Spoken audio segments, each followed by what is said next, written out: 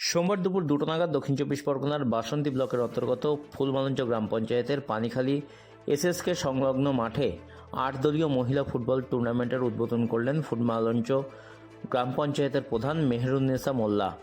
উপস্থিত ছিলেন বিশিষ্ট সমাজসেবী রইচ আলী মোল্লা, দেবাশিস বৈরাগী, নাসির উদ্দিন খান, ফারুক মোল্লা, নবির আলী মোল্লা, সুবিদ আলী শেখ, আজিজুল সরকার, গীতা বোস সহ বিশিষ্ট ব্যক্তিরা। এই ফুটবল প্রতিযোগিতার অন্যতম উদ্যোক্তা পানিখালী সুন্দরবন ওয়েলফেয়ার সোসাইটি। প্রজাতন্ত্র দিবস উপলক্ষে প্রত্যেক বছরই এই সোসাইটি তারা নানা ধরনের ক্রীড়া প্রতিযোগিতার আয়োজন করেন। এবার 19তম বর্ষের শীতকালীন ক্রীড়া প্রতিযোগিতায় মহিলা ফুটবল, পুরুষ ফুটবল, ভলিবল, ক্রিকেট প্রতিযোগিতা সহ স্বেচ্ছায় রক্তদান শিবির, দুস্থদের বস্ত্র বিতরণ সহ নানা অনুষ্ঠানের আয়োজন করা হয়েছে। আগামী 26 তারিখ শেষ হবে সমস্ত খেলার ফাইনাল, আর 26 তারিখেই সমস্ত ক্রীড়া প্রতিযোগিতায় অংশগ্রহণকারীদের হাতে তুলে দেওয়া হবে শংসাপত্র ও পুরস্কার। উদ্যোক্তাদের এই উদ্যোগে খুশি এলাকার সাধারণ মানুষজন।